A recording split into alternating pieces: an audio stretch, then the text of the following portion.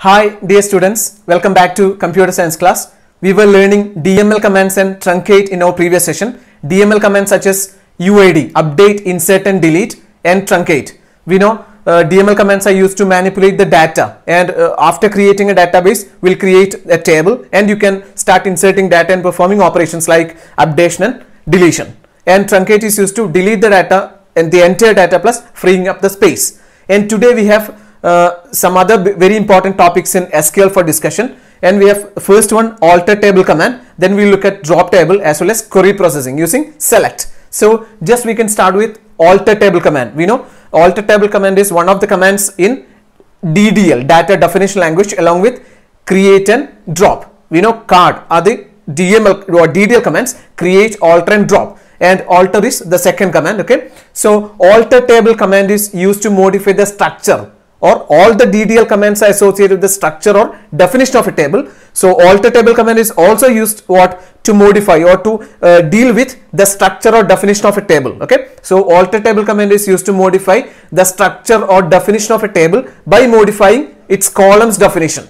Okay, by modifying its column definition, and we can use alter table command to perform four basic operations. We can add a new column to an existing table, we can drop a column from an existing table, we can rename a column, as well as we can modify the data type. Okay, yes, so these are the operations to be discussed, and let's look at the topics. Okay, the points. It's used to modify the definition or structure of a table by modifying the columns definition, and it can be used to add a new column to an existing table. It can be used to remove or physically delete a column, and it can be used to rename an existing column, and finally to change the data type or modify its size. And in addition to this, we are looking at adding a column to an existing table, adding a column with a default value, modifying an existing column's definition, then renaming a column as well as removing a column. Okay, yes, so let's look at the first operation with alter table command. It's used to add a column to an existing table. Okay, so here is the syntax. Actually, it is used to add a new column. Suppose in the previous table student we have roll number, name, then marks, gender and date of birth as the columns. Okay, then we are going to add one more column. Now we have at present we have 5 columns in the table student, and we are going to add one more column to the table student. So after adding there will be 6 tables, means 6 columns. Okay, 6 columns in the table student. Yes, so after having a new column to an existing table, what will be the value? Okay, we know there will be a number of tuples, okay, present in student. So what will be the value of the newly added column to all the tuples? It will be, of course, null. We will not have any value, right? We are not providing any value. So every row contains null value for that particular column, the newly added column. Hope you get it. Yes, so added with null values, and here is the syntax. Alter table, table name, add column name, data type. DT stands for data type. Okay, data type, size can also be provided. So alter table, actually we know all the DDL commands we have, in all the DDL commands we have the word table, right? Yes, create table, alter table, drop table, truncate table. Yes, so alter table, table name followed by table name of the table. Then we have the clause add, because we are going to add, so the clause is add. Column name, okay, the name of the column, the newly added column, and its data type must also be given, right? Then size, okay, it supports size as well. Yes, example, alter table student. We are altering the table student. It's very simple.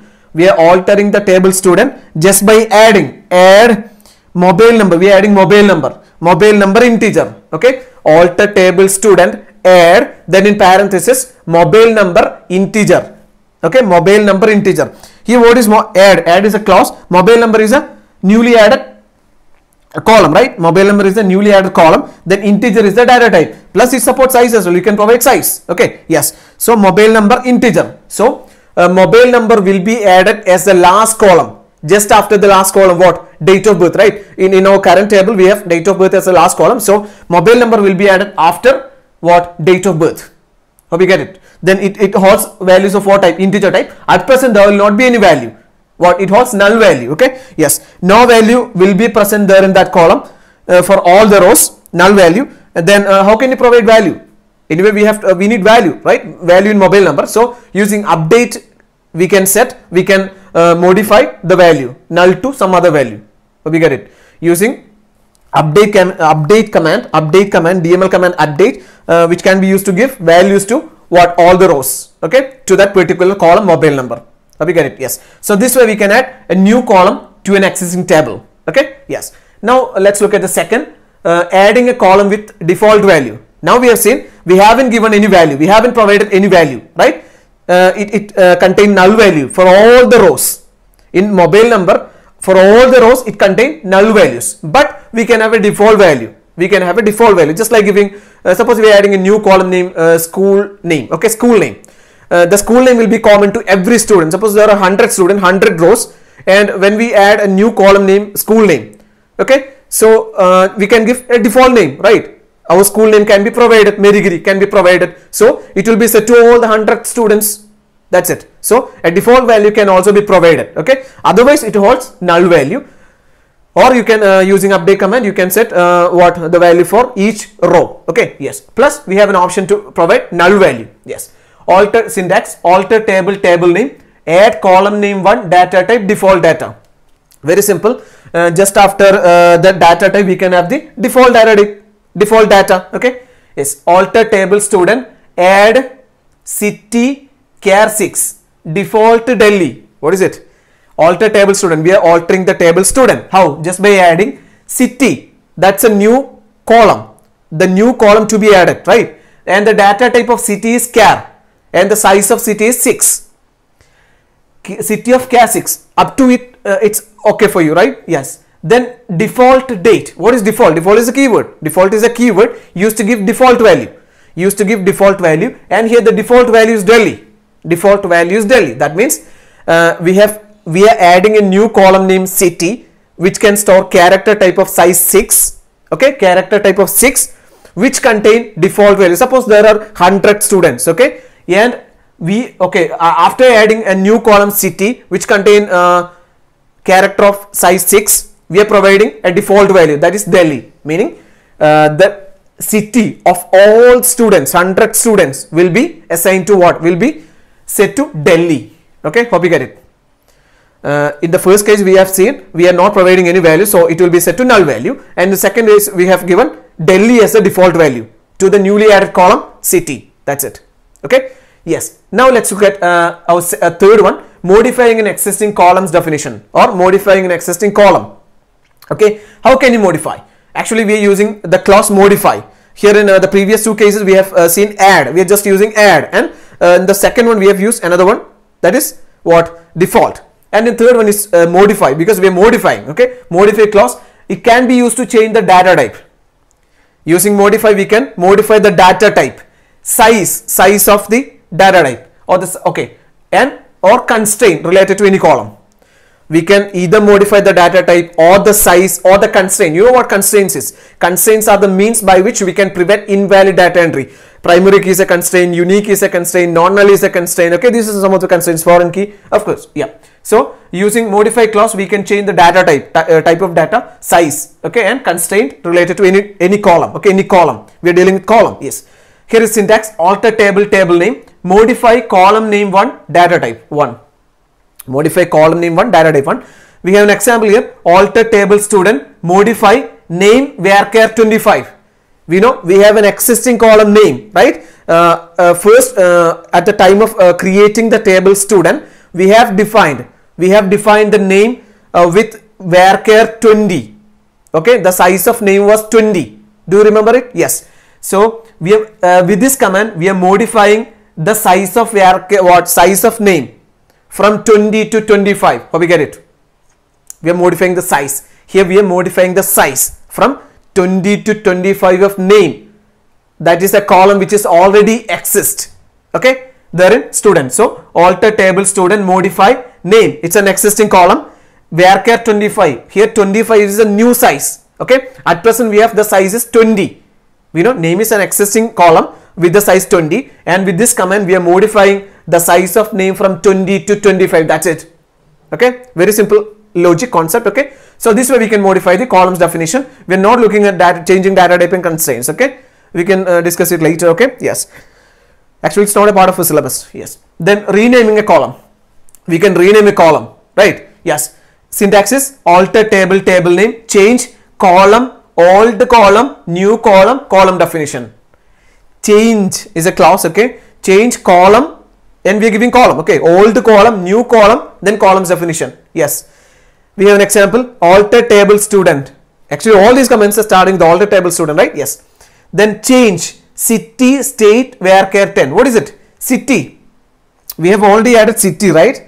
We have already added city. Yes, here it is, city. And we are going to modify the name city to state. Do you get it? We are going to modify, we are going to rename an existing column city to state. Here city is the existing column and state is the new column. You can see it. Old column is city, new column is state. Okay, then varchar 10. It's a size. Okay, you know that. Yes. So this way you can rename a column using the clause change, and we have modified it using modify. Yes. Okay. So this way we can rename a column. Then removing a column, we can remove a column as well, right? Yes. So here is syntax, alter table, table name, drop column name. That's it. Drop column name, like alter table student, drop state.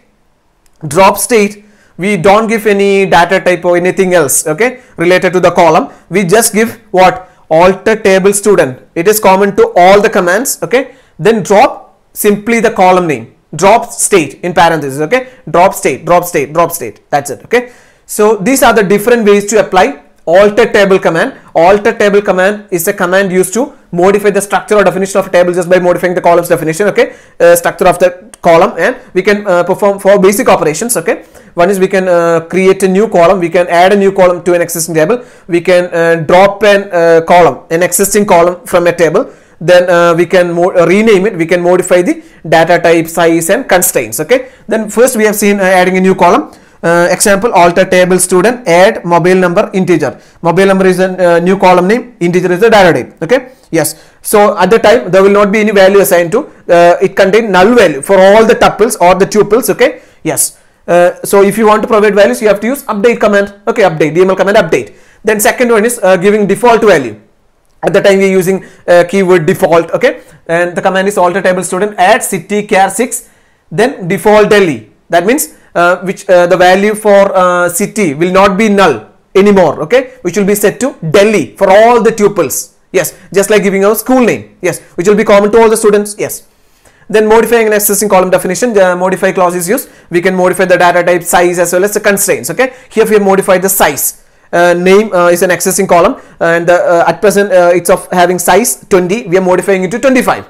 Yes, alter table student, modify name varchar 25. Yes. Then okay, fourth one is renaming a column, old one, new one, columns definition, okay. Change, that's a clause. Alter table student, change city, state, varchar 10. City is the old one, state is a new name given to city and varchar, okay. And what city's new name will be state. State will be the name, okay, referred to in the future, okay. City will will not be anymore there. Yeah. Then removing a column, just like giving the column name, alter table student, drop what? City or state, okay, drop in parenthesis state, okay. This is how we can apply alter table command, okay. Now we are going to look at drop table. Now let's look at our third DDL command, that is drop table command. We have already completed create table command and alter table command. Now it's time to look at drop table command. We know drop table command is used to drop what? The entire structure from the database, right? Entire table structure from the database, or we can say it is used to remove table's definition or table structure permanently from the database, right? Yes. So it used to physically remove a table which is not in use. It's used to remove a table that is physically not in use, right? Then drop table command is used, and it's used to remove data permanently. And here the condition is we cannot drop a table if it contains values. But so what to do first? We have to delete the data first, right? Only after that we can apply drop table command. Yes. So we cannot drop a table if it contains records. Always keep in mind, we cannot drop a table if it contains what? Values, and all the rows to be deleted first. All the values which are located in the rows should be deleted first. Only after that which can be what? We can apply drop table command to drop a table. Okay, yes, it completely destroys the table structure, or we can say it completely destroys table's definition from the database. Okay, and here is the syntax of applying drop table command. Drop table, table name. Example, drop table student. Drop table, actually we have seen while using all the DDL commands, create, alter and drop, we have the keyword table used along with all these commands, right? So here also we have, you can see the table, drop table, table name.